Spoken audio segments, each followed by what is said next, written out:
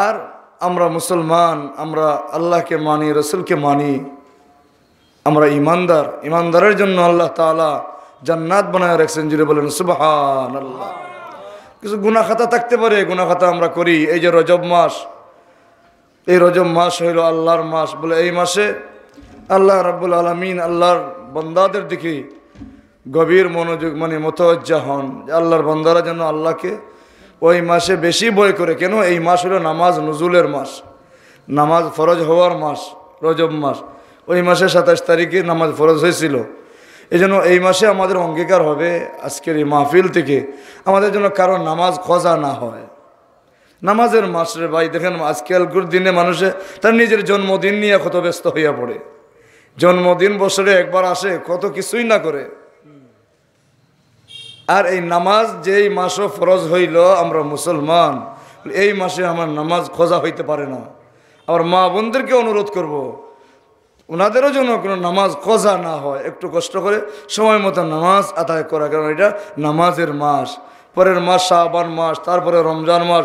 রাসূল করিম সাল্লাল্লাহু আলাইহি ওয়াসাল্লাম দোয়া করতেন, আল্লাহুম্মা বারিক লানা ফি রজব ওয়া শাবান ওয়া বাল্লিগনা রমাদান।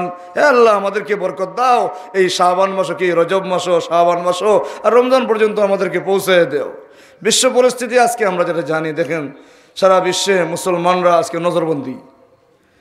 আর তার কারণ মাত্র একটাই, যে তারা কেন আল্লাহকে মানে। ইন্নাল্লাযীনা ক্বালু রাব্বুনাল্লাহ, যারা এই কথা বলে যে আল্লাহ আমার রব, সুম্মা ইসতাকামু, তারপরে অতঃপর ইমানের উপরে অটল থাকে, অবিচল থাকে, তাদের জন্য পুরস্কার পরবর্তীতে আল্লাহ পাক ঘোষণা করছেন। তাইলে এই আয়াতের দ্বারা বোঝা গেল ইমান আনার পরে কিছু সমস্যা আসতে পারে। এই জন্য আল্লাহ রাব্বুল আলামিন আগেই জানিয়ে দিয়েছেন যে সুম্মা ইসতাকামু, ইমান আনিয়েই কিন্তু শেষ না। ইমান আনার পরে ইমানের উপরে আপনাকে আমাকে ইস্তেকামত থাকতে হবে, অটল থাকতে হবে। ইস্তেকামতের বিভিন্ন তাফসীর আছে। কেউ বলেন যে ইমাম কুরতুবী রহমতুল্লাহ আলাইহি তিনি উল্লেখ করেছেন যে এর অর্থ হইল আমর এবং নওয়াহি, আওয়ামির ও নওয়াহি, সমস্ত আদেশগুলো মানা, সমস্ত নিষেধ থেকে নিজেকে বেঁচে রাখা, এটাই হইল ইস্তেকামত। সরাসরি আমরা ইস্তেকামত যেটা বুঝি যে আমি আল্লাহকে মানি, রসুলকে মানি, কিতাব মানি, ফেরেশতাদেরকে মানি, সমস্ত নবীদেরকে আমরা মানি, সমস্ত কিতাবগুলা মানি। এই যে ইমানিয়াতের ব্যাপারটা, এই ব্যাপারে যত ধরনের মুসিবত আসুক না কেন, যত ধরনের নির্যাতন আসুক না কেন, আজকে বিশ্বের যে জায়গায় জায়গায় একই সমস্যা যে মুসলমানদেরকে কিভাবে নির্যাতন করা যায়, মুসলমানদের কিভাবে এক ঘর করা যায়, কিন্তু পারবে না। আর আমাদের এক ঘর আর দুই ঘর এগুলো দরকার নাই। আমাদের তো মূল জিনিসটা হইল ইমান। ইমান হইলে দুনিয়ায়ও আমরা কামিয়াব, আখিরাতেও আমরা কামিয়াব। এইটা হইল আমাদের সবচেয়ে বড় জীবন। আমি এই অবস্থায় মারা যাই, কোনো একটা সমস্যা হচ্ছে তো হোক, আমার আখিরাতের জীবন পরিষ্কার, বিনা হিসাবে জান্নাতি। কেউ যদি কোনো সমস্যায় পড়ে নির্যাতিত হয়ে কেউ মারা যায়, শাহাদাতের মর্যাদা নিয়ে গেল এবং বিনা হিসাবে জান্নাতি হয়ে গেল। জুড়ে বলেন সুবহানাল্লাহ। ইন্নাল্লাযীনা ক্বালু রাব্বুনাল্লাহ, রাসূলের যুগ থেকে এরকম যখন ঈমান আনবে, ঈমান আনার পরে একটা সমস্যা দেখা দিবে। বিভিন্ন সমস্যা থাকতেই পারে। আবু বকর সিদ্দিক রাদিয়াল্লাহু তাআলার সমস্যা ছিল, হযরত ওমর রাদিয়াল্লাহু তাআলার সমস্যা ছিল, সমস্ত সাহাবায়ে কেরামের সমস্যা ছিল। এমনকি ওই সময় তো এমন অবস্থা ছিল, আজকে আমরা তো খাবারের তেমন একটা চিন্তা নাই। আল্লাহু আকবার। রাসূল করিম সাল্লাল্লাহু আলাইহি ওয়াসাল্লাম নিজে 3 দিন, 5 দিন, 8 দিন, 15 দিন পর্যন্ত উপবাস থাকতে হইতো, এরকম অবস্থা ছিল এক সময়। এটা কিন্তু সব সময় না, আমরা শুধু এই গরাবতীর অবস্থায় আলোচনা করি, এরকমও কিন্তু না। রাসূল সাল্লাল্লাহু আলাইহি ওয়াসাল্লাম আবার কোনো সময় এরকমও হয়েছে 6 মাসের খাবার ঘরে বিদ্যমান আছে, 6 মাসের ঘরে খাবার বিদ্যমান আছে। সুতরাং একেবারে সবসময় খালি নাই নাই নাই নাই এরকম কিন্তু না। কোন সময় দেখা গেছে 6 মাসের খাবার 9 জন স্ত্রীর ঘরে দেওয়া আছে, 6 মাস পর্যন্ত চলতে পারবে। রাসূল করিম সাল্লাল্লাহু আলাইহি ওয়াসাল্লাম 3 দিন পর্যন্ত খাবার খান না, 3 দিন পর্যন্ত খাবারের কোনো ব্যবস্থা হয় নাই। রাসূল করিম সাল্লাল্লাহু আলাইহি ওয়াসাল্লাম মসজিদে নববীর পাশে নবীজির হুজরা মোবারক থেকে বের হয়েছেন, দেখি কোথায় যাওয়া যায় কিনা, কোনো দিকে খাদ্যের কোনো সংস্থান আছে কিনা। সমস্ত সাহাবীদের অবস্থা তখন এই একই রকম। একই রকম প্রায় আনসারি সাহাবায়ে কেরাম, মুহাজির সাহাবায়ে কেরাম, কারো তেমন কোনো রুজি নাই, ব্যবসা বাণিজ্যে তেমন কোনো লাভবান হওয়া যায় না, এমন একটা অবস্থা। এরকম একটা অবস্থা ছিল যার সম্পর্কে আল্লাহ রাব্বুল আলামিন জানিয়ে দিয়েছিলেন, ওয়ালাল আখিরাতু খায়রুল লাকা মিনাল উলা। হে রাসূল, যদিও আপনার কষ্ট হচ্ছে, আপনার সাহাবায়ে কেরামের কষ্ট হচ্ছে, কিন্তু এই বর্তমান জীবন থেকেই, প্রথম জীবন থেকেই আপনার শেষের জীবন আপনার জন্য শ্রেয়, আপনার উম্মতের জন্য উত্তম হবে। জুড়ে বলেন সুবহানাল্লাহ। বাস্তবে তাই দেখা গেছে। শেষের জীবনে রাসূল করিম সাল্লাল্লাহু আলাইহি ওয়াসাল্লামের ঘরে 6 মাসের খাবার, আবার বাগানের মালিক হয়ে যাওয়া সাহাবায়ে কেরাম আস্তে আস্তে ব্যবসা বাণিজ্যের দিকে এগিয়ে গেছেন এবং মদিনার পরিবেশ সুন্দর হয়ে গেছে। তো আস্তে আস্তে অভাবটা দূর হয়ে গেছে। রাসূল করিম সাল্লাল্লাহু আলাইহি ওয়াসাল্লাম অভাবের তাড়নায় ঘর থেকে বের হলেন। 3 দিন ধরে খাবার নাই, ভালোভাবে দাঁড়িয়ে থাকতে পারবেন না এমন অবস্থা।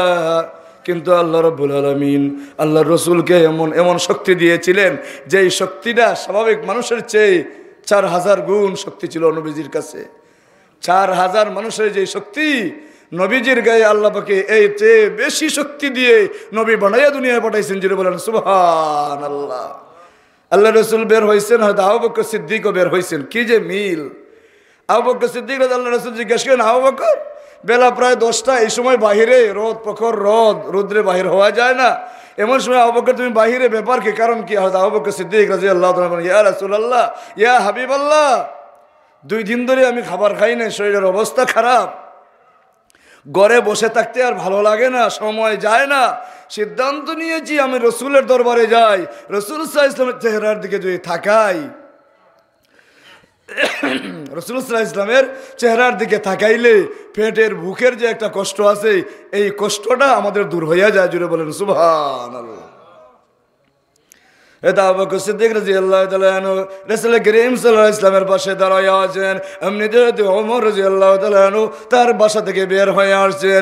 আয়েশা দেখেন হযরত ওমর রাদিয়াল্লাহু তাআলা আনহু দেখেন আল্লাহর নবী মুহাম্মদ আরবি সাল্লাল্লাহু আলাইহি ওয়াসাল্লাম দাঁড়িয়ে আছেন, হয়তো আবু বকর দাঁড়িয়ে আছে, চেহারাটা প্রায় মলিন হয়ে গেছে। এমনিতে আল্লাহর রাসূল জিজ্ঞেস করেন, রে ওমর, তুমি কেন বাহির হইছো, তোমার কি হয়েছে, এমন অবস্থায় এমন সময় কেন বাহির হইলা? ওমর রাদিয়াল্লাহু তাআলা বলেন, হুজুর, রাত্রে কোনো খাবার খাই নাই, এর আগের দিনও কোনো খাবার খাই নাই, প্রায় 1.5 দিন হয়ে গেছে, প্রায় 2 দিনের কাছাকাছি, এমন সময় কোনো খাবার খাই নাই, শরীরটা খারাপ লাগে, বাসায় বসে থাকতে আর ভালো লাগে না, বের হয়েছে এবং সিদ্ধান্ত নিয়েছে আমার নবীজির পাশে যাইয়া দাঁড়াইব। নবীজির চেহারার দিকে যখন আমরা দাঁড়াই, তখন পেটের বুকের যে কষ্ট আছে, এই কষ্ট আমাদের পেট থেকে দূর হইয়া যায়। আল্লাহ, তো কেমন সময়টা ছিল! রাসূলুল্লাহ 3 জন মিলে রওনা করেন এক সাহাবীর বাড়িতে, আনসারী সাহাবী, তিনিও বাড়িতে নাই। রাসূল সাল্লাল্লাহু আলাইহি ওয়াসাল্লাম সেখানে পৌঁছে গেলেন, এমনিতেই সালাম জানাইলেন, দূর থেকে সালাম করলেন। বাড়িতে ঢোকার আগে দূর থেকে সালাম করতে হয়, এটাই হলো অনুমতির ব্যাপার। এমনিতেই ভিতর থেকে আওয়াজ আসলো, আমার আনসারী সাহাবী বাড়িতে নাই। হুজুর, আপনি আমাদের বাড়িতে আছেন, আমরা বড় খুশি, বসেন, বসার ব্যবস্থা করে দেওয়া হইলো, এটা চাটাই বিছাইয়া দেওয়া হইলো। রাসূল সাল্লাল্লাহু আলাইহি ওয়াসাল্লাম বসলেন, হযরত আবু বকর রাদিয়াল্লাহু তাআলা আনহু বসলেন, হযরত ওমর রাদিয়াল্লাহু তাআলা আনহু বসলেন। এমনিতেই আনসারী সাহাবী মদিনার কোন এক জায়গায় গিয়েছিলেন। রাসূল সাল্লাল্লাহু আলাইহি ওয়াসাল্লাম জিজ্ঞাসা করলেন, আমার আনসারী কোথায়? তার স্ত্রী জবাব দেয়, হুজুর, আমাদের খাবারের পানি, আমাদের মিষ্টির পানি, মিঠা পানি শেষ হয়ে গেছে, পানি আনার জন্য বাইরে কোথায় জানা গেছেন। একটু পরে আনসারী রাদিয়াল্লাহু তাআলা আনহু হাজির হয়ে গেছেন মিঠা পানি নিয়ে। আল্লাহর রাসূলকে দেখে হযরত ওমর আবু বকর সিদ্দিক রাদিয়াল্লাহু তাআলা আনহুকে দেখে দুজন এরকম কি হয়ে গেলেন? হযরত আনসারী রাদিয়াল্লাহু তাআলা আনহু তিনি খুশি হয়ে গেলেন। এমনিতে ডাক দিয়ে বলেন, ইয়া রাসূলুল্লাহ, ইয়া হাবিবাল্লাহ, ফাদাকা উম্মি আবি ওয়া উম্মি, আপনার উপরে আমার মা বাবা কুরবান হোক, আমার বাড়িতে এমন সময় আসছেন গো, আমি নিজে বড় আনন্দিত হয়ে গেলাম।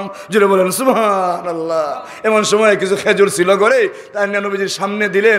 অবস্থা বুঝতে পারছেন যে অবস্থা ভালো না, নবীজিও কিছু খায় নাই হয়তো কদিন ধরে, আবু বকরের অবস্থাও ভালো না, উমরের অবস্থাও ভালো না, আরো কিছু আঙ্গুর ছিল করে, সেটাও অন্য রাসূল সাল্লাল্লাহু আলাইহি ওয়াসাল্লামের সামনে রাখা হইল, 1টা 2টা 3টা করে সব খাইলেন। এরপরে আনসারী সাহাবী একটা করে রুটি এবং কিছু দুধ এনে রাসূল সাল্লাল্লাহু আলাইহি ওয়াসাল্লামের সামনে সামনে দিলেন, রাসূল সাল্লাল্লাহু আলাইহি ওয়াসাল্লাম খাইলেন এবং সাহাবায়ে কেরাম হযরত আবু বকর হযরত ওমর রাদিয়াল্লাহু তাআলা আনহু তারাও খাইলেন। খাওয়ার পরে চেহারাটা একটু পরিষ্কার হয়ে গেছে। খাওয়ার যে খাদ্যের যে ঘাটতি, 3 দিন ধরে 2 দিন ধরে খাবার নয় এমন অবস্থা। রাসূল করিম সাল্লাল্লাহু আলাইহি ওয়াসাল্লাম ডাক দেবেন, আবু বকর ও ওমর, এই যে খাবার খাইলাম 2 দিনে 3 দিনে, তাতেও বললাম কি তাতেও আল্লাহর কাছে জবাব দিতে হইব, তাতেও আল্লাহর কাছে জবাব দিতে হইব যে এই খাবার খাইয়া আল্লাহর জন্য আমরা কোন আমল করছি, এটাও আল্লাহর কাছে জবাব দিতে হইব। জুড়ে বলেন সুবহানাল্লাহ। কত চিন্তা ছিল নবীজির, কত চিন্তা ছিল সাহাবায়ে কেরামের। আল্লাহু আকবার। সুম্মা লাতুসআলুন্না ইয়াউমা ইযিন, আল্লাহর রাসূল তেলাওয়াত করেন, সুম্মা লাতুসআলুন্না ইয়াউমা ইযিন আনিন নাঈম, নিয়ামত সম্পর্কে তোমাকে জিজ্ঞাসিত করা হবে। ও আবু বকর, ওই যে 2 দিনে 3 দিনে খাইছে, ও আল্লাহর কাছে জবাব দিতে হবে যে এই খাবার খাইয়া আল্লাহর গুণগান কতটুকু গাইছি। আল্লাহু আকবার, আল্লাহু আকবার। ও ভাইরা রে, 2 বার 3 বার খাই এক এক ওয়াক্ত, তাতে আমাদের হিসাব নাই। নামাজ কয় রাকাত পড়লাম, নফল আমল কতটুকু করলাম, কতটুকু ভালো আমল করলাম, আপনার আমার কারো আমাদের কোনো হিসাব নাই। আল্লাহ, আল্লাহু আকবার, আল্লাহু আকবার। এই জন্য আল্লাহর কাছে দোয়া করি, আল্লাহ যেন সকলকে আমলদার বানায়, আমরা সকলেই নেক আমল করতে পারি। এই হায়াতে জিন্দগিটা শেষ হয়ে যাবে রে ভাই, জোয়ানও মারা যায়, বুড়াও মারা যায়, কার কোন দিন শেষ হয়ে যাবে জানি না, কিন্তু আখিরাতের জীবন বিশাল জীবন। শুরু হবে, এটা শেষ হবে না, শুরু হবে শেষ হবে না। আল্লাহু আকবার, আল্লাহু আকবার।